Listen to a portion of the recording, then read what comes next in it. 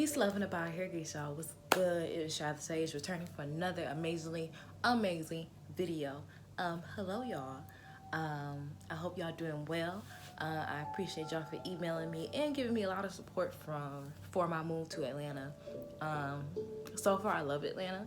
The first 2 weeks was kind of hard, adjusting to a new environment, new people, knowing a city I'm unfamiliar with.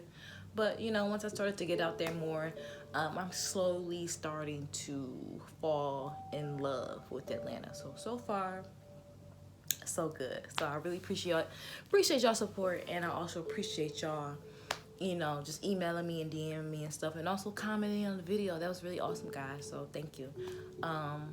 If you're interested in the reading, I put my email and stuff. Y'all know my email. I'll go ahead and put that down there, and get it cracking. So anyway, I wanted to make this video about briefly about the ego, and how you need your ego, contrary to popular belief when people are practicing, coming into spirituality. And I don't even want to say spirituality because it sounds like a religion, but when you coming into spirituality, it's basically you coming into yourself and knowing who you are on an individual level, so you can meet other people who are doing the same thing, right? Age of Aquarius. You need your ego. The ego is naturally the protector of the soul, okay? The ego protects the spirit from getting taken advantage of, from getting run over, from, people invading your boundaries. I know y'all know what that feel like, because I know what that feels like. Because if you were completely to run on spirit, you will be taken advantage of. If you were to completely run on the soul, or run on, oh, my ego is eliminated, I am just this oneness and love with all, that's kind of detrimental, because you're asking to be a sucker, and I don't want y'all to be no sucker out here, okay? So we're talking about having a balanced, healthy ego, so you can keep your ego and your soul in alignment, so you can be the best and the highest potential that you can be in this lifetime, right?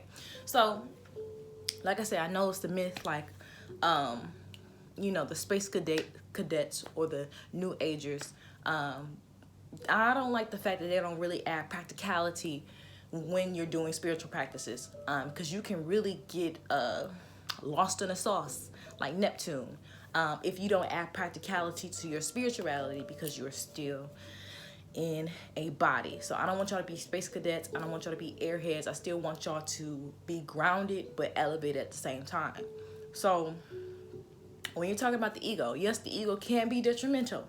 The ego can keep you away from information, and keep you away from messages that you need to receive, whether it's from other people or from, somebody or something trying to communicate with you from the other side, or from the other side of the veil. So your ego can really get in the way of that. However, a healthy ego, a well-developed ego, an ego that is used to conducively, okay, is the most beneficial. As you know, really the ego is something that is human-based. It's like this is a video game. So this is the characteristics of your avatar. This is the characteristics of your player, and the player is you, okay? So the ego is attributes and a persona that you put on to basically move through this realm, to move through this world, okay? Some people have healthier egos than others. And that's what we just gonna get right into it right now, because I got notes. Okay, so basically I want to start with the unbalanced ego. I'm sure y'all know or met somebody, or at one point in time you experienced somebody having an unbalanced ego, or you having an unbalanced ego, okay? So with the unbalanced ego, it's really 3D based, okay, third dimension based, really dense, okay? So with an unbalanced ego, it's like you overextending yourself to prove your worthiness or your capabilities to the world, thinking that you're better than others. Now, I'm gonna make a disclosure on that. You can be better than somebody else, but still treat them with mutual respect. That's the difference. It's the difference between when you think you're better than everybody else, but you don't have any mutual respect. You still don't treat people decently in a nice exchange flowing way. Because I think I'm better than a lot of people. I think I'm better than Bill Gates. I think I'm better than all those pedophile-ass people in our government. So it's just, don't let nobody tell you it's wrong to feel like you're better than others, because you're God and you are better than others. However, you're still treating them with mutual respect. That is just genuinely my opinion.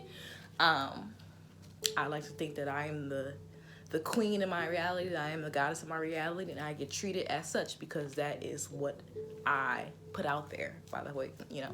Anyway, so being disturbed by disagreements is also another example of an unhealthy ego, okay? So if somebody disagrees with you or has another opinion towards you, you feel the need to combat them, or you feel like that shakes up your sense of self, and that causes kind of an inner disturbance, unbalanced ego. An unbalanced ego can also come off as someone with low self-esteem and low worth. So not feeling good enough, not feeling that you're smart enough, not feeling that you're attractive enough, etc., etc. That is the other spectrum of the unbalanced ego. The opposing spectrum of low self-esteem is the big ego, the bravado ego, the nobody can touch me because I say so type ego, right? Another example, you can't take criticism, okay? A lot of people with unbalanced ego are very sensitive to criticism. They get, like I said, defensive, get rowdy, they get angry, maybe a little passive aggressive, depends on that person. People with unbalanced ego also have lack of boundaries between self and others.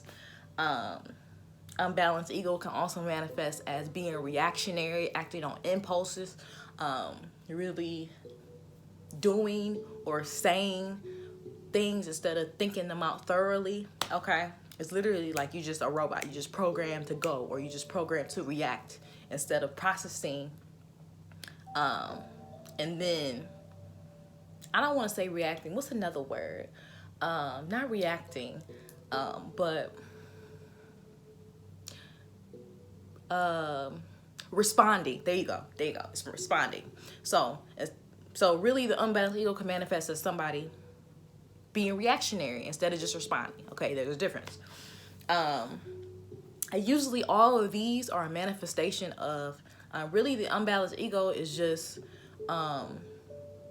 a persona being the cover-up of insecurities, basically. Like when somebody has a big bravado ego, it's because underlined they are trying to overcompensate for something, okay? I know a lot of Leo sometimes do this. The low vibration of Leo is being overly confident, or being overly egotistical, or being overly about, look what I can do, look at this and this and this, because a low functioning Leo is the worst, okay? Because Leo does rule self-expression through the ego, 5th house. Low vibrational Leo is the worst because if they don't feel good about themselves, they can boast about themselves. And usually you can tell when they're overdoing it, okay? If you're intuitive, and obviously if you're a people reader and study psychology, you get what I'm saying. So basically, the manifestation of a unbalanced ego is just really just a cover-up for a non-existing sense of foundation in the self, okay? So when you really don't truly know who you are, you develop a caricature, you develop a persona, and that persona is projected out. So whether it's you use your money to enhance your ego, you use the way you look to enhance your ego, or your accomplishments to enhance your ego, because you don't know anything outside of what you're doing, your reactionary processes. And there's a lot of people out here living that specific type of way. Healthy ego is a little bit different, especially if you, when you had your first spiritual awakening, The first version of your ego kind of died, and then it rebuilt into something else, hopefully something healthier. Hopefully you didn't use your spirituality to to in an egotistical way. You know how they do, like hoteps, basically. Like basically they use their knowledge and what they know as an ego boost when really they don't know shit. Like, or people who get into spirituality just to change their name or change the way they dress or doing all these type of crystals and shit, but your heart fucking sucks. Like, you're, excuse me, I don't mean to cuss. I'm trying to not cuss so much in my videos. But yeah, usually people who do that, their heart sucks. So they usually take on spirituality as a personality trait. Okay, it's weird. But anyway, a healthy ego, right? Usually people with a healthy ego, they can learn from others. They can take criticism. They can admit that they're wrong or when they don't know something, which I do. I think I'm affluent in a lot of subjects, but I don't have a problem with letting somebody know, hey, I don't know any information about that. Like, for example, the tree of life. I don't know anything about the tree of life. I'm still trying to decode it on my own. I wish somebody would give me like a one-on-one lesson to teach it, but if somebody was to, like, if I was on live right now and somebody was to ask me, like, hey, Shy, like, what's the tree of life about? How do you decode the tree of life? I'm gonna genuinely tell you I don't know, because I don't know. I'm not going to sit here to, like, I'm just all-knowing person. I know a lot of things, and I think I'm very wise, and I'm a leader, but some things I don't know, okay? A healthy person with a healthy ego admits that they can't do something. So, for example, if you, when I wrote this down, like I was thinking about people who overpromise things and don't deliver, instead of just being straight up forward, be like, hey, I'm not really sure if I can do that. Check in back with me at this time. Maybe I can do it, but right now I can't. People who do that, right? People with healthy boundaries people with healthy egos set boundaries, and they hold their boundaries too, okay, within themselves, and they respect the boundaries of others. A healthy ego has a high opinion of the self without disempowering others. People with healthy egos usually want to see other people succeed, like, yeah, bro, go get the bag, or yeah, sis, go get your bag, instead of just be like, what they doing that I ain't doing? Why you ain't got what I ain't got? And I work in a strip club, so it's a lot of people that carry on that behavior. So gotta be wary of that. I have seen that firsthand. So those are the things, just some examples of a healthy ego. And I feel like it depends on how you develop this and where you are in your spiritual journey or your evolutionary journey. That's what the solar plexus is about. The solar plexus is the gateway to the fourth dimension. This is why a lot of the muggles or the humans are getting into or discovering manifestation, because when you discover manifestation or the secret or the law of attraction, that's fourth dimensional consciousness. And that is through, you experience fourth dimensional consciousness through the solar plexus. And the solar plexus deals with your identity in the world, your place in the world, your individuality in the world, your self, literally your sense of self, what makes you stand out from others, okay? So usually people with good egos, I'm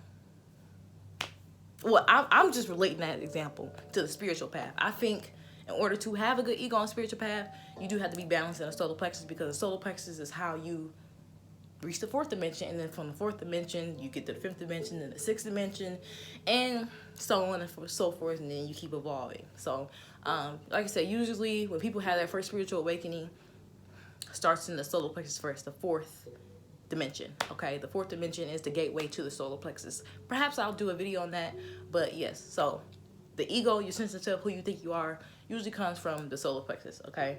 If you, in your sense, that's where your sense of self is, right?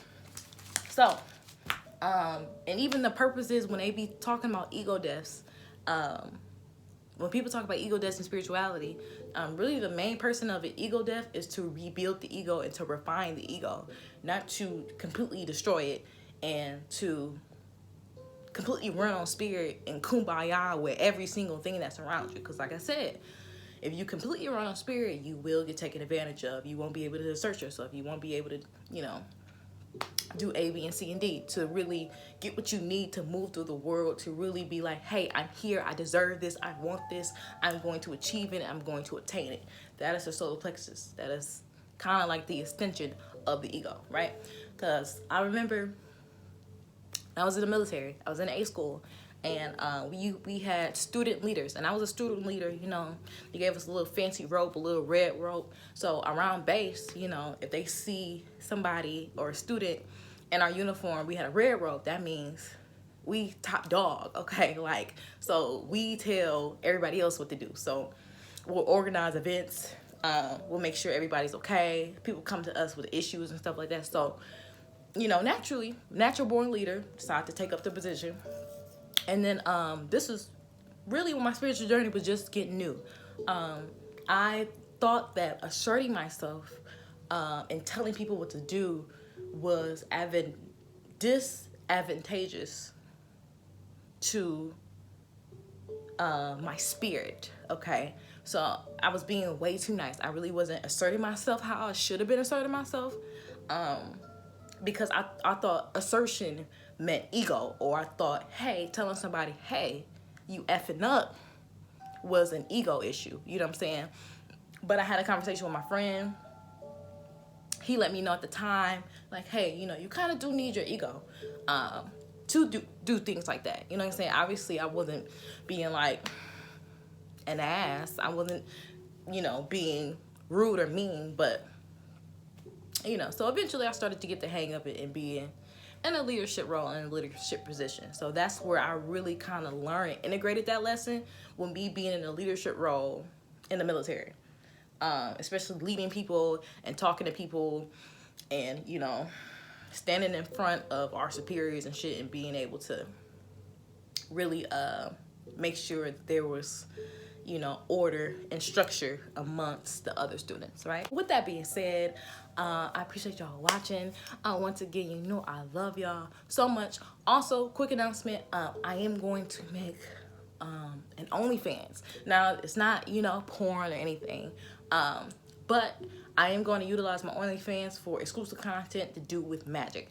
So, my first video I have coming out for my OnlyFans is going to be how to do candle magic. So I want to use that platform to teach y'all magic, like magical tools or magical practices that y'all can use. So candle magic, dark magic.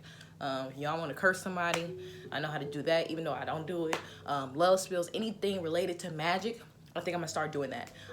You know, basically it's gonna be same as my YouTube, but probably gonna be topless. That's probably all y'all gonna see. I got a pole in my room, so I'll probably do something on my pole, get my papa gear on, you know what I'm saying? But that's pretty much it. So I do have OnlyFans coming out. I am getting that together. So just wanted to let y'all know that. I hope y'all do support, because it's going to be bomb.com. Once again, I told y'all, Atlanta so far has been good to me.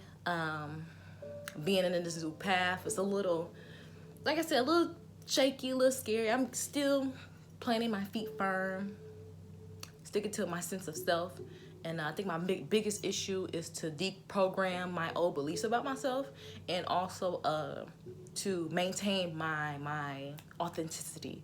So I'm realizing when I attain my authenticity, people actually like it. People actually like talking about spiritual things, even in a strip club. Like, you know, I teach a lot of the girls about manifestation. They ask me if I'm spiritual and stuff, because they, you know, what I do and what I wear. Like this is like an all set necklace, and so people notice that I'm different.